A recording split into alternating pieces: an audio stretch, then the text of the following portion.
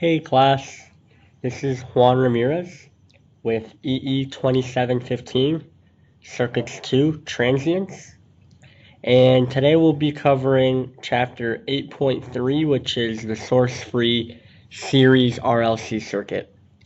So if you recall, last section we covered was looking at how to find the initial conditions.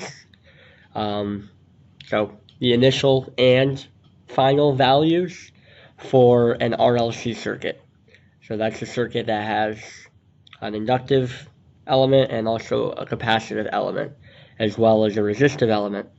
And we said whenever we have two energy storage elements, then the circuit is modeled as with a second order differential equation. So let's take a look at a source-free series RLC circuit.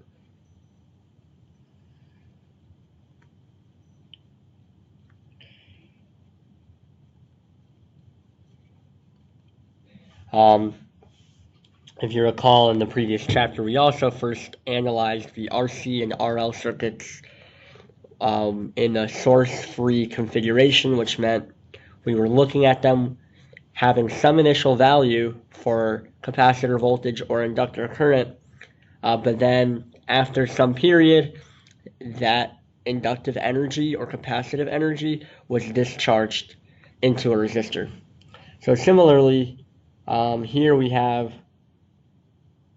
some initial value for the inductor current and capacitor voltage, but there's no source, and we're going to see how they interact, the inductor current, capacitor voltage, due to all three components, the resistor, the inductor, the capacitor.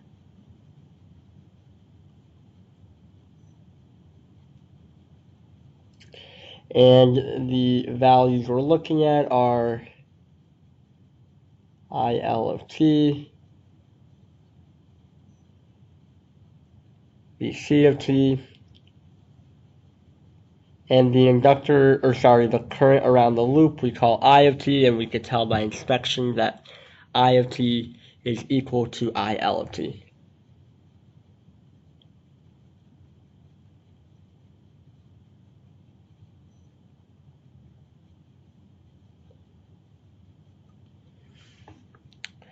All right, and initial conditions.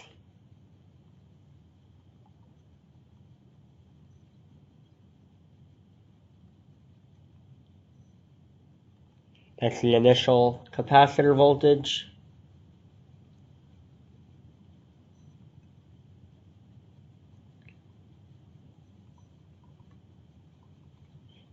And we call that capital V0. And then we have the initial inductor current. We call that capital I0. And now we can apply KVL across this loop. So the three voltages we have are the voltage across the resistor, and that's equal to the resistance times I, the current. Then you have the voltage across the inductor, which is equal to L di dt. And we have the voltage across the capacitor, and that is equal to 1 over C integral from negative infinity to value t, I of t dt. All that's equal to 0. So if we were to differentiate in order to get rid of that integral and then simplify, we end up with the following equation. It's d squared I dt squared plus r over L di dt plus 1 over LC I equal to 0. And that is a second order differential equation. Hence why we call these second order circuits. So let's rewrite this in a different way.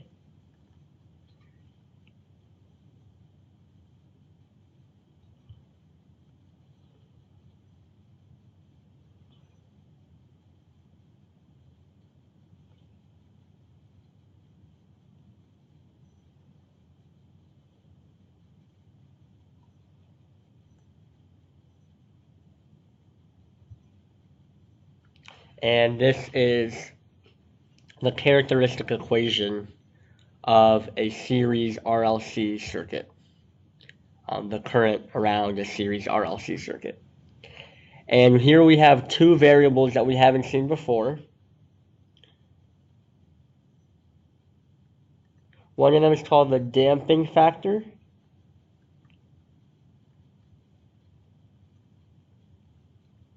And that's alpha. And alpha for a series RLC circuit is equal to the resistance divided by twice the inductance. Now notice that R is going to be the equivalent resistance in that series RLC loop. So you may not always have one resistor. You could have multiple. You'll have to analyze it accordingly, similar to the way that we did the step-by-step method for the first order circuit, where we would look for the Thevenin resistance by turning off all the sources.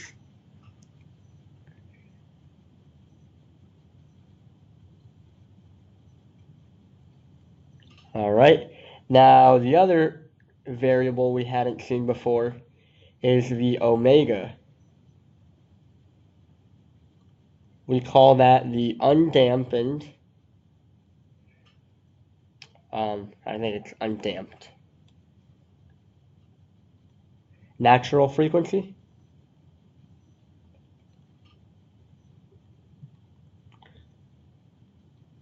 We also refer to that as the resonant frequency.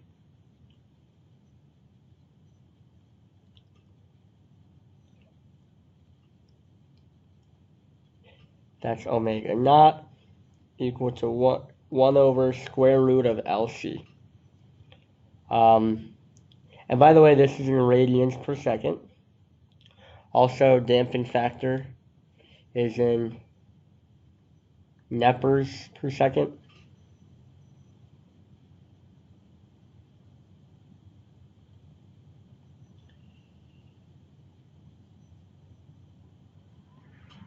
Like this.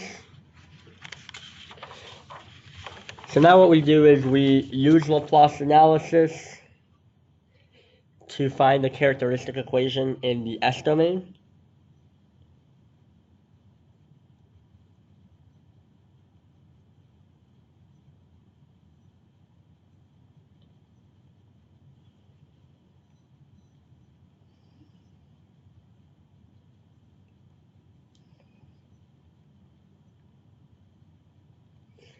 And that characteristic equation looks like this.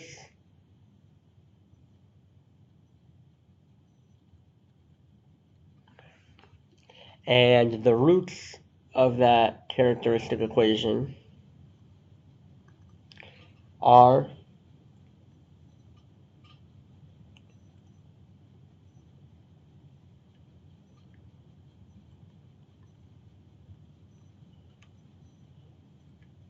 negative alpha plus square root of alpha squared minus omega naught squared, and negative alpha minus alpha squared minus the square root of alpha squared minus the natural frequency squared.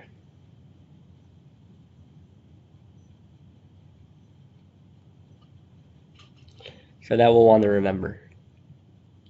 So now there are three different types of response.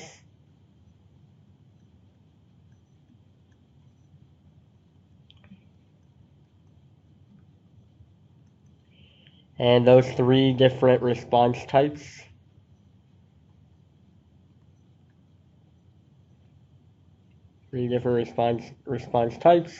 are overdamped, critically damped,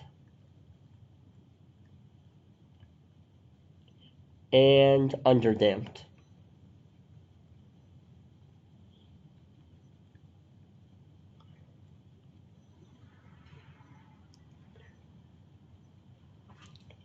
All right, let's take a look at the overdamped case.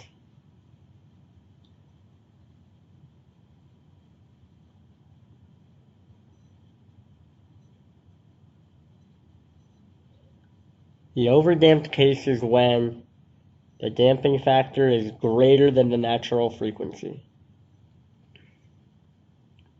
Okay, so in this case, the roots are both real. They're different from one another.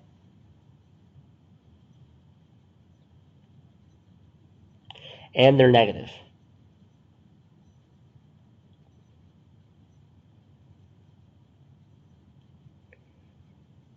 Okay, we're saying alpha is greater than omega naught. And because of that,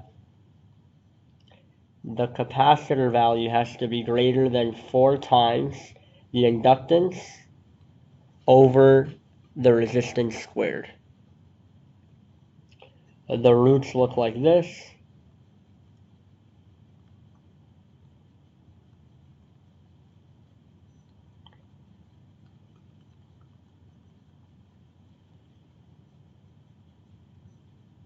And our solution in the overdamped case is A1 e to the S1t plus A2 e to the S2t. So that's one of the three cases. And this is the case, this would be the solution for the current as long as the damping factor is greater than the natural frequency. The way this looks on a graph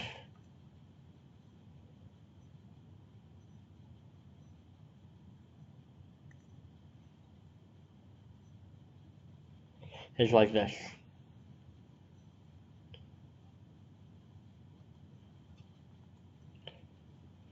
Where you have a bump, and eventually it kind of converges to a value similar to what the inductor current would look like if it were simply an RL response.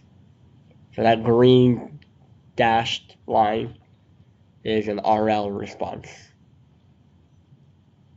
Okay, so that's the overdamped case. That's one of the three.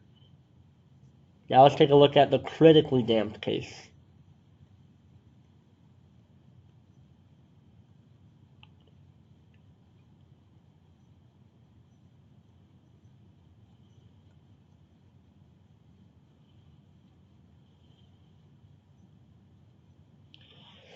The response will be critically damped when the damping factor is equal to the natural frequency.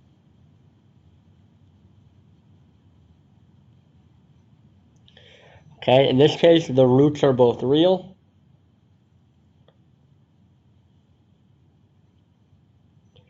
They're identical. And they're negative.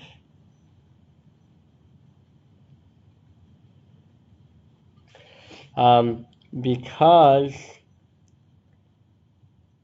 alpha is equal to omega naught, then C has to be equal to 4L over R squared.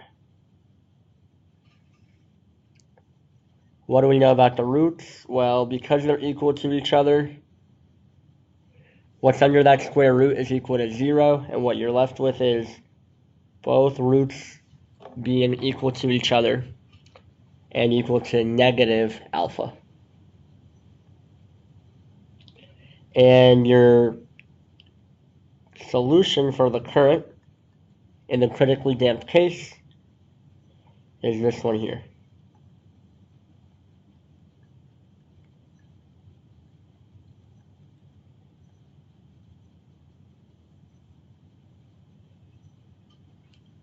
Like this.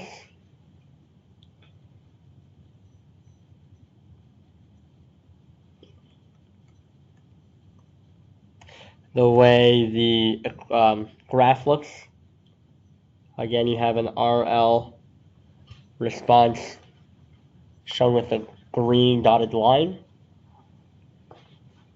And the way the actual response would be, or look, would be something like this.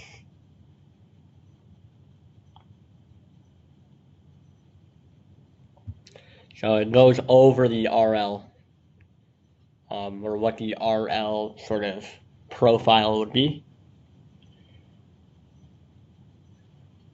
So it's a little different from the overdamped response. We have a third case, which is the underdamped case.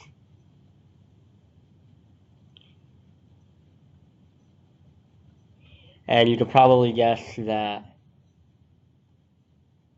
the underdamped case is the third option in terms of the inequalities between damping factor and natural frequency. This happens when the damping factor is less than the natural frequency. And when you have this, you'll have complex roots with negative real parts.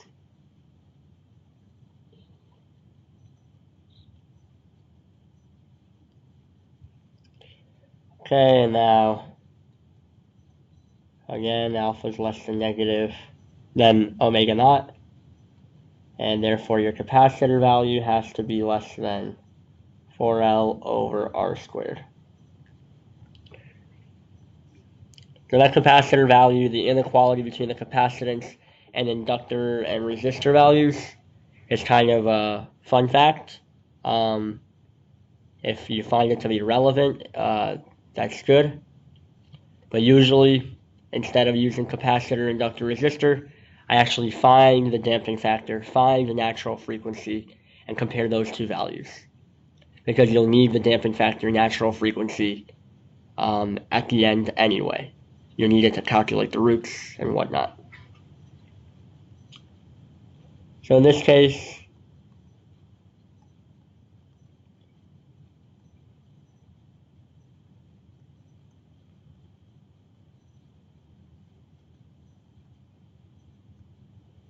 you have the roots equal to negative alpha plus j times square root of omega naught squared minus alpha squared. Notice j is sort of this weird variable that came out of nowhere, kind of.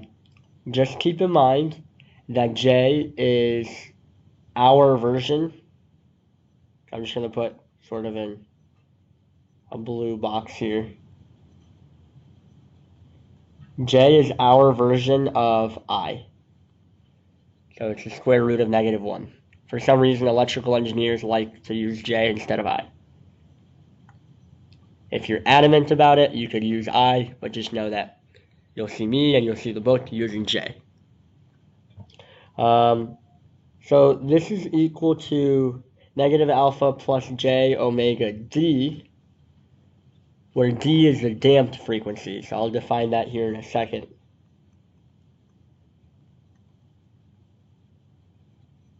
And then again, the second root will be negative alpha minus j omega d. And I'm going to say where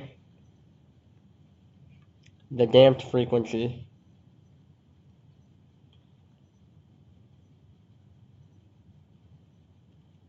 omega d is equal to square root of omega naught squared minus alpha squared.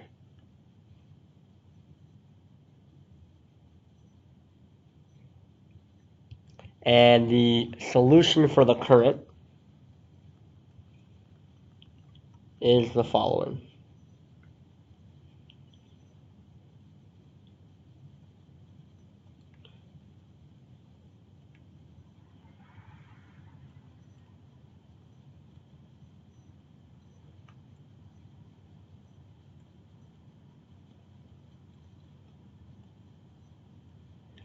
So this is it. It's A1 cosine omega dt plus A2 sine omega dt. All that multiplied by e to the negative alpha t.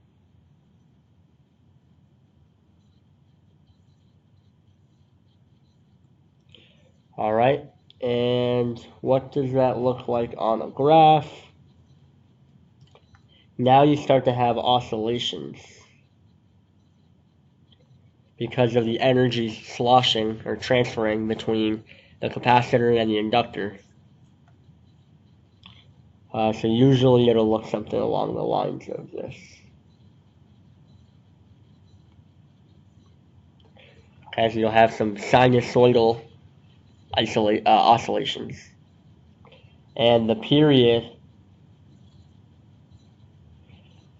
between or of the oscillations is equal to 2 pi divided by omega d. Okay. So what are going to be the steps? Let's write down a few notes here.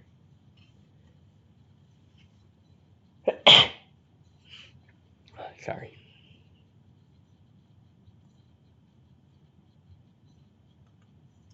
Few notes. First, determine response type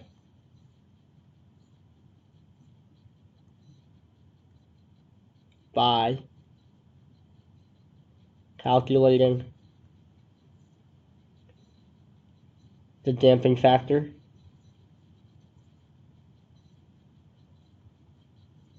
and the natural frequency.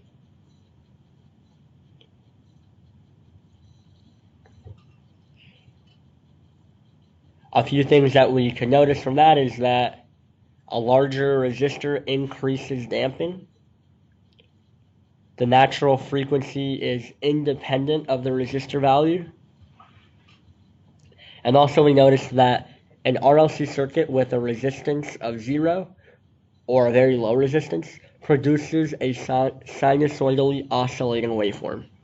So if your resistance value is too low, the damping factor will, for some low resistor value, damping factor will be less than the natural frequency, and therefore it'll be underdamped and it'll oscillate. If that resistance is 0, it'll, in theory, oscillate forever. The other thing to note is that the initial conditions, and those are I of 0 plus and di dt of 0 plus, those are needed to solve for the coefficients.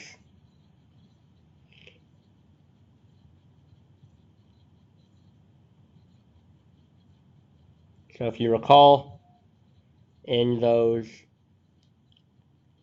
current equations, for example, the one for the underdamped case, you have A1 and A2. Well, how do you find those?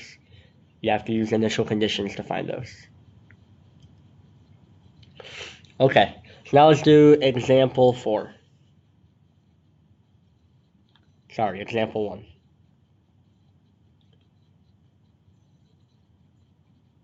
Getting ahead of myself here. So, for example 1, let's find the characteristic roots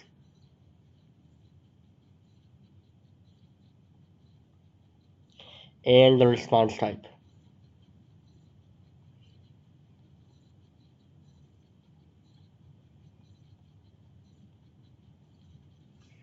Of this series RLC circuit.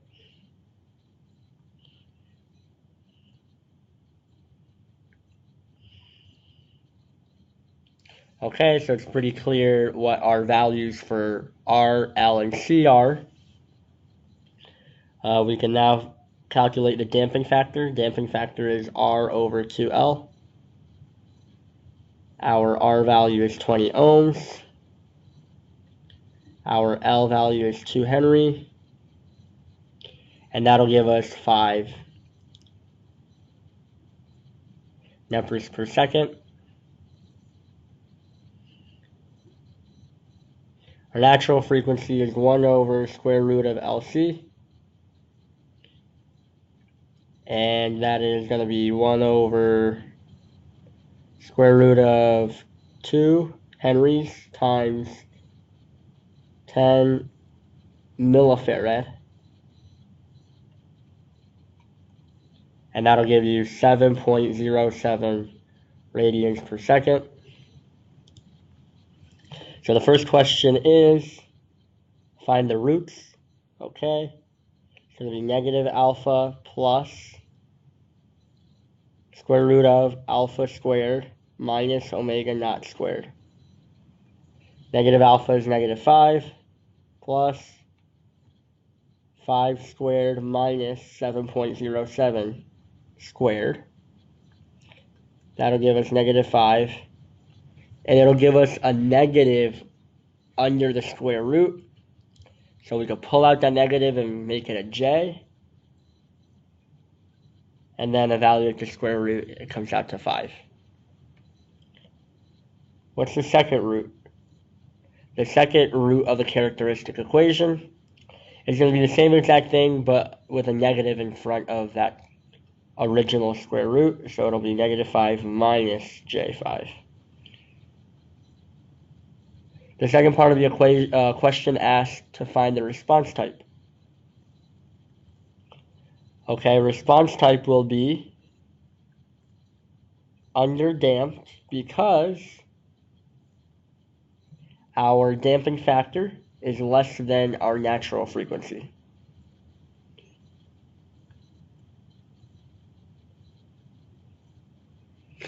Okay, underdamped response because damping factor is equal to 5, it's less than natural frequency equal to 7.07.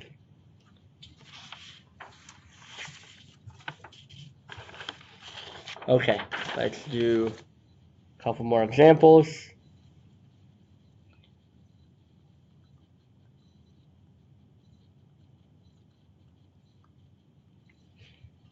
So this is example 2. Let's find I of t for time greater than 0.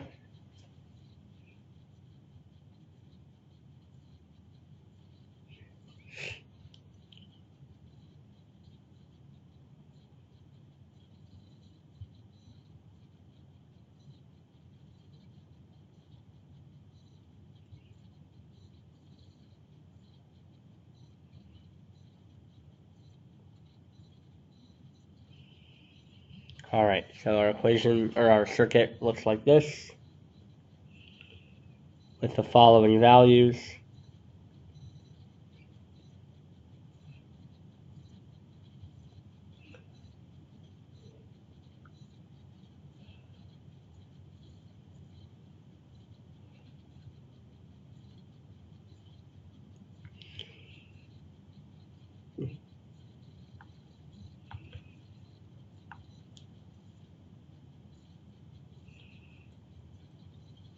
So at time 0, that switch is opening.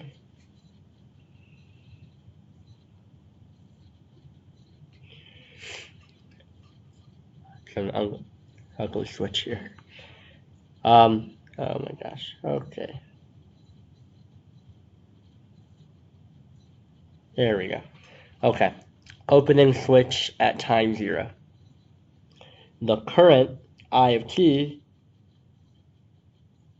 is the series current going through the 40 ohm resistor, 1 millifarad capacitor, and 2.5 Henry inductor. Okay, so the first thing we have to do is identify the series resistor, capacitor, inductor. Now we do this after the transition has happened. In this case, the transition is the opening of that switch. So after that switch is opened, what's left? Well, let's take a closer look. So let's say t equal to 0 plus. You now have this.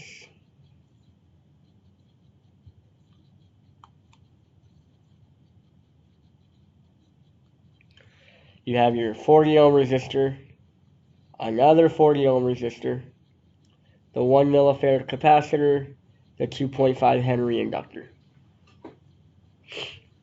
So the equivalent series resistance is actually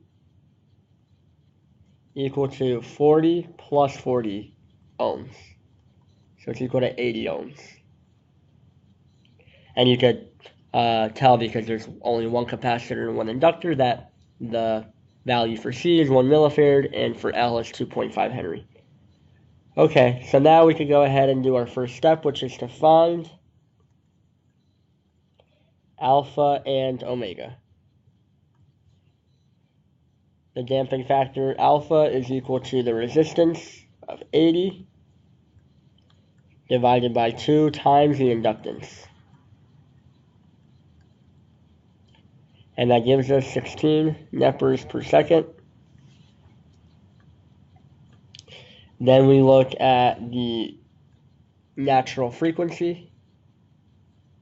That's 1 over square root of LC. L is 2.5. C is 1 millifarad. And that comes out to 20 radians per second. So then the next thing to do is to determine the response. We could determine that because the damping factor is less than the natural frequency, the response is underdamped.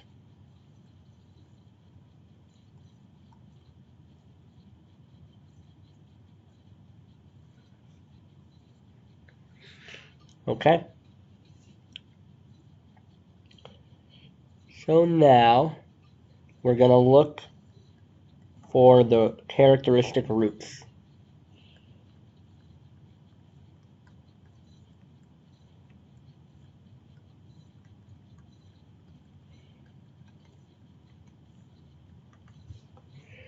All right? Because it's an underdamped response, I know I'm going to need to find my damped frequency.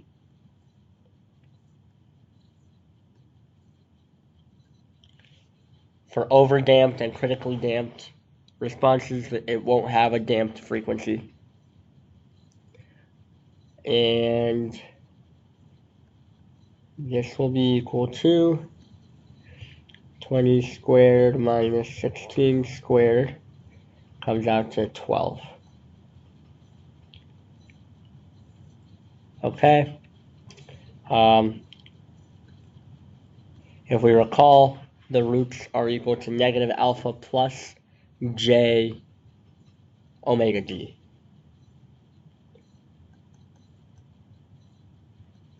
So negative alpha is negative 16 plus j 12.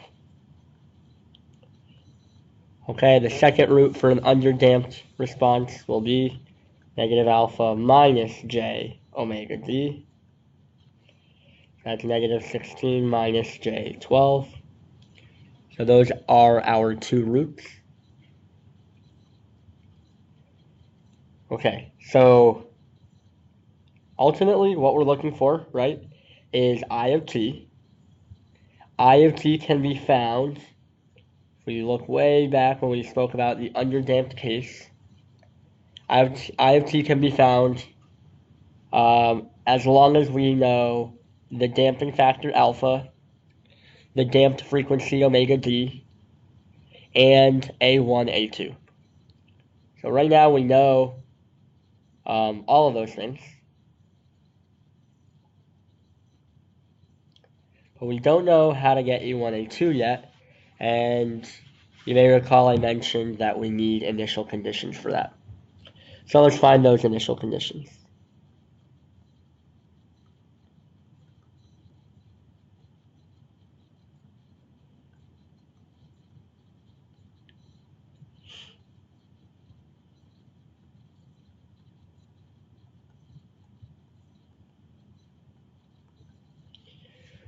Okay, so we're going to look for the inductor current right after the transition and the rate of change of the inductor current right after the transition. For the inductor current right after the transition, we can look at the inductor current right before the transition, and that's because we know inductor current cannot change instantaneously. So let's take a look. Before the transition, you did have a 30-volt source.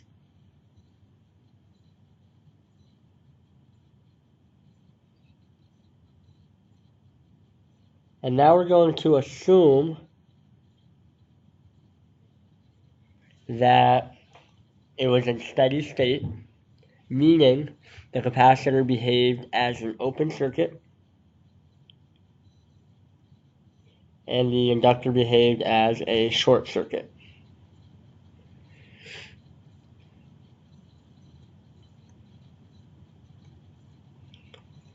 Okay, so what is our capacitor voltage? Right after the transition, it's equal to the capacitor voltage right before it, which is equal to, notice there's no current flowing through, so by inspection, I of 0 is equal to 0, right? Because it's an open circuit. No current can flow through that open circuit. If there's no current flowing through there, then there's no current flowing through the 40 ohm resistor I just highlighted. No current going through that guy. And if there's no current flowing through that guy, there's no voltage drop across it. That means the voltage drop across the other 40 ohm resistor is equal to V0.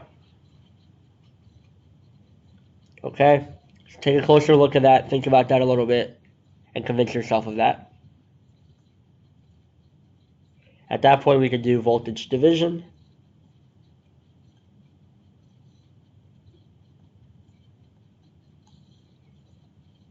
And we end up with 24 volts.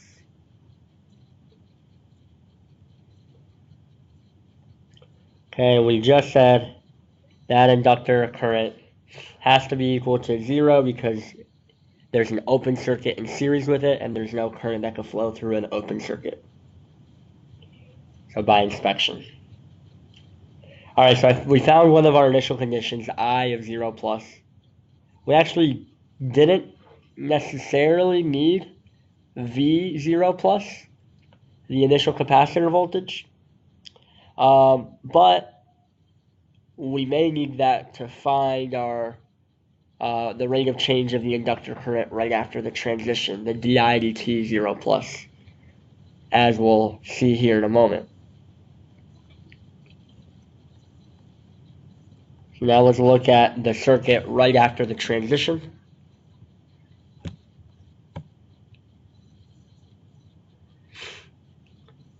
All right, we have this circuit here.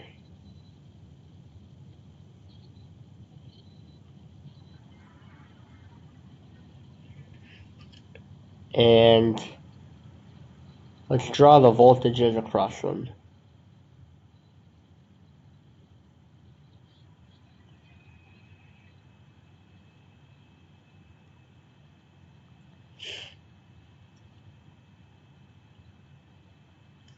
Okay, so the voltage across the capacitor right after the transition is that initial capacitor voltage because capacitor voltage cannot change instantaneously. I want dIdt right after the transition. And for that, I need inductor voltage right after the transition. I don't know that. But what I do know is that I could do a KVL around this loop. So let's do a KVL around that loop.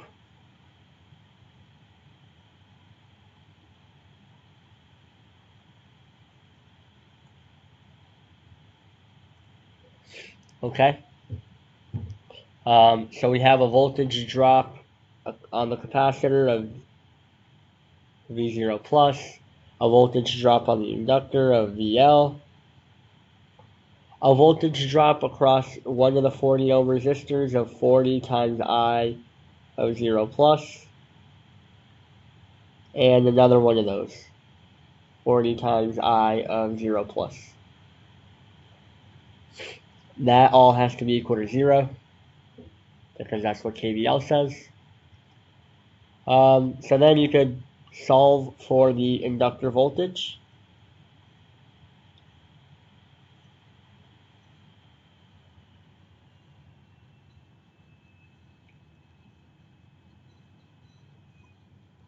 All right.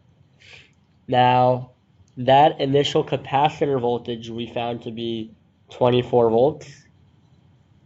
But that initial inductor current we found to be 0. That means there is no voltage across either of the 40 ohm resistors. So it's minus 40 times 0, minus 40 times 0. So our inductor voltage right after the transition is equal to negative 24. And the inductor value we said was equal to 2.5 henries. And that gives us a dIdt of, let's see,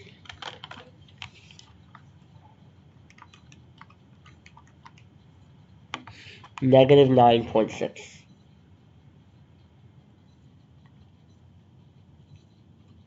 All right.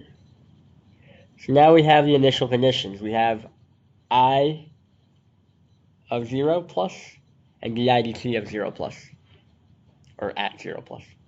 So now our last step is to find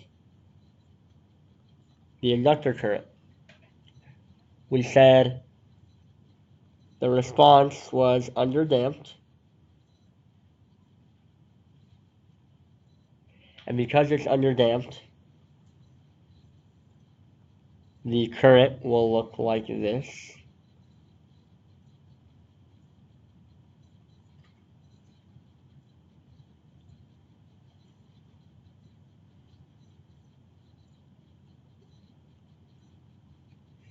And now we can plug in what we know for the damping factor and for the damped frequency.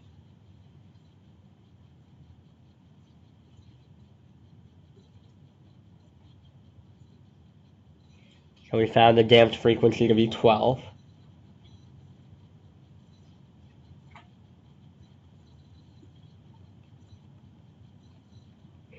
Damping factor we said was 16. So this is what we have.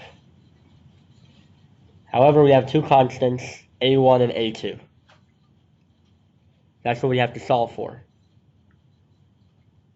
So to solve for that, let's plug in the first initial condition, which is I of 0. And up here we found I of 0 to be equal to 0. Right? We found that right over here. So I'm going to plug in 0 for all values of time.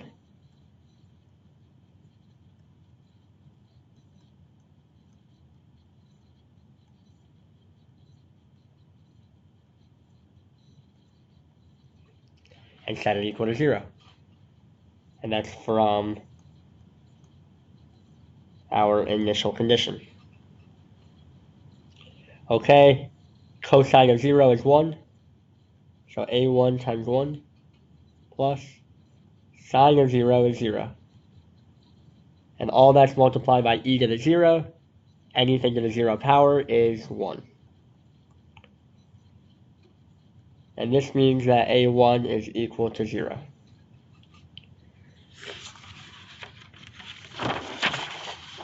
Okay, so this means that our I of t can be rewritten as, it doesn't have an a1 because a1 is equal to 0, so it could be rewritten as a2 sine of 12t, all that times e to the negative 16t. Now we still have a2 that we don't know. So what we will do is let's find our di dt. So to do that, we have to take the derivative of that current we have with respect to time. I see two different functions, the sine and then the exponential. So I have to do the product rule. So product rule says, take the derivative of the first. So derivative of sine is cosine. My calculus is admittedly rusty. So derivative of the first times the second plus the first times the derivative of the second.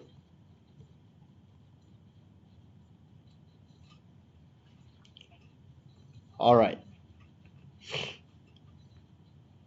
Then we said di dt at time 0 is equal to what? Negative 9.6. So let's plug in 0 for every variable t.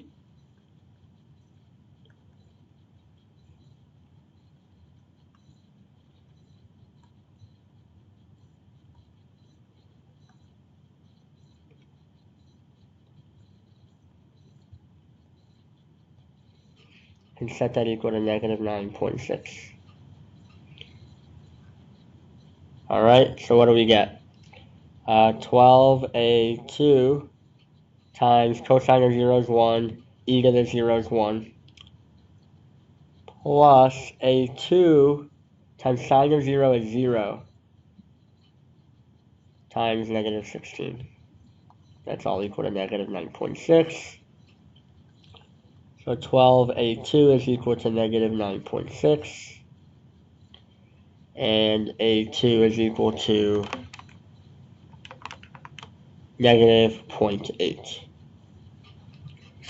And now I can say that the current through that inductor is equal to a2, which is negative 0.8, sine of 12t,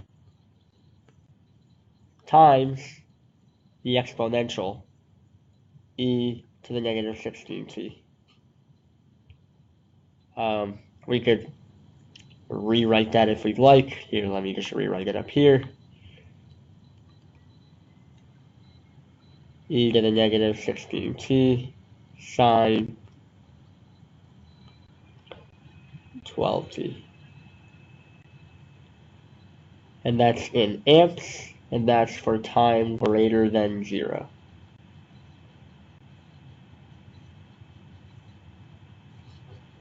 All right, so that's how we find the current through a series RLC circuit after the transition. So let's go ahead and do another example.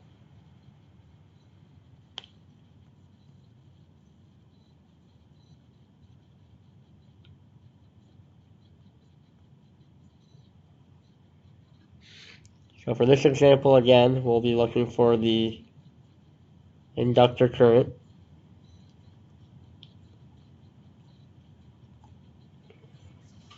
So now we have a circuit that looks a little bit funnier.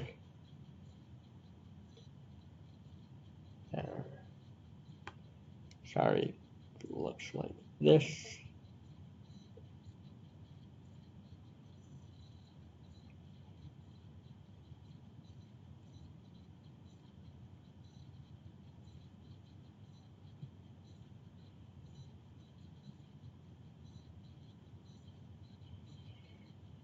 Okay, and it's an inductance of half a Henry, resistance of 2 ohms, The switch is opening at time 0. You have a 30 volt source, 0.5 farads. Okay, so the first step, again, is to find our damping factor and our natural frequency. So for those, we need a value for R, one for L, one for C. And those values are for the series RLC circuit after the transition. So after the transition, the switch is open and the 30 volt source is no longer part of the circuit. So what's left is the 0.5 Henry, the 2 ohm, and the 0.5 farad. So that's all we have. We have R equal to 2 ohms divided by 2L.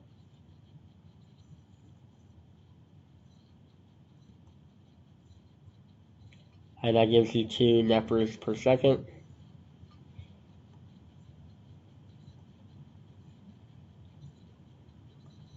Natural frequency will be 1 over the square root of L times C.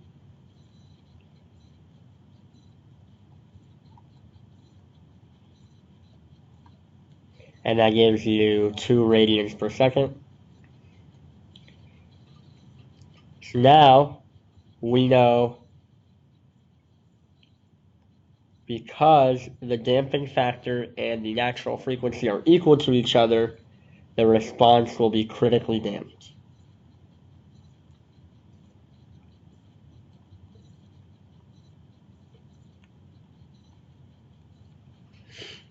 Okay? So now let's look for the roots of the characteristic equation. And for the critically damped, we know the first and second root are the same, and they're equal to negative alpha, so they're equal to negative 2. All right, now we have to find initial conditions.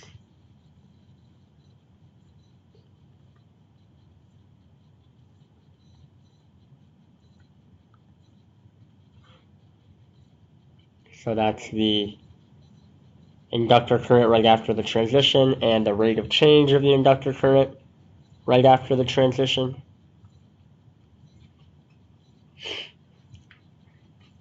So for that, we're going to take a look at the circuit right before the transition, assuming everything is steady state.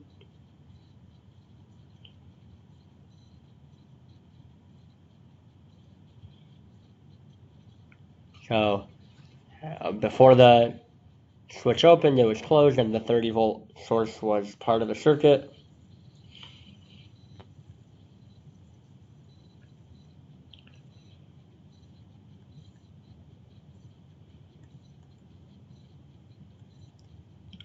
And our value for the initial capacitor voltage, which is equal to the capacitor voltage right after the transition, that's going to be equal to 30 volts. Pretty clear because it's in parallel with that voltage source. The inductor current right after the transition will be equal to the inductor current before it.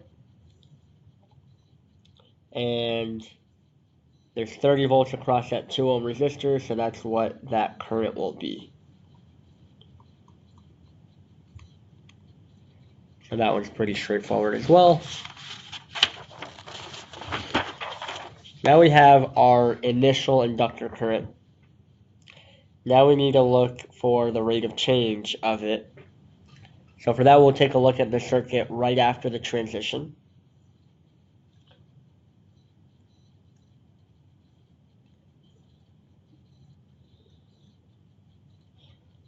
So here we know the inductor current has not changed, because it can't change instantaneously. But we don't know the inductor voltage. We know the capacitor voltage has not changed. Again, we could do KVL across this loop. All right, so I'm going to say KVL at loop.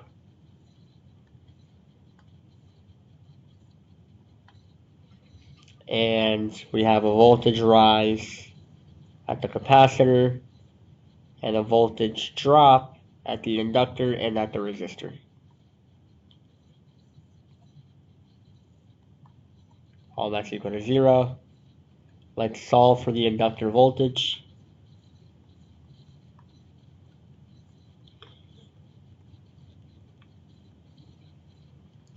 So the inductor voltage right after the transition is equal to the capacitor voltage right after the transition minus the resistance times the inductor current right after the transition, because that same current goes in through the resistor. Okay, the initial capacitor voltage is 30 volts from our previous calculation, minus 2 times, and the inductor current was 15 amps. Therefore, the inductor voltage is 0, and the di dt equal to VL over L is going to be equal to is equal to 0 amps per second. Now we have all the information we need to find the current. It's critically damped.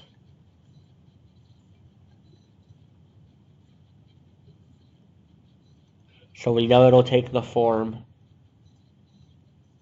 A1 plus A2 T e to the negative alpha t. Okay, let's plug in the values we know, which pretty much is alpha. Now we can use both of our initial conditions to find A1 and A2.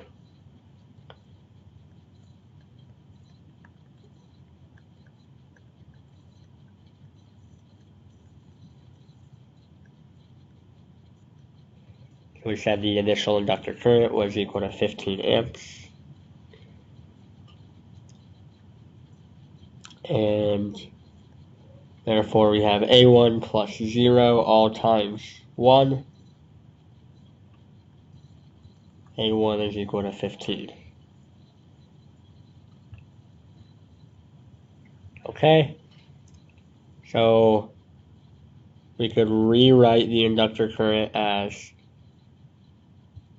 15 plus A2t e to the negative 2t.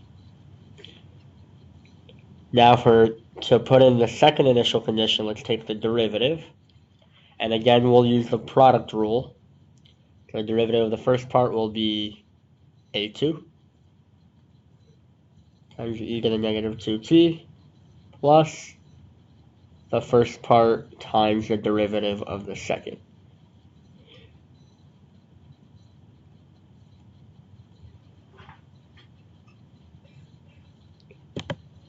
And what we'll do now is plug in the initial condition. And if you recall, the rate of change of the inductor current right after the transition was equal to 0. So let's plug in 0 for time.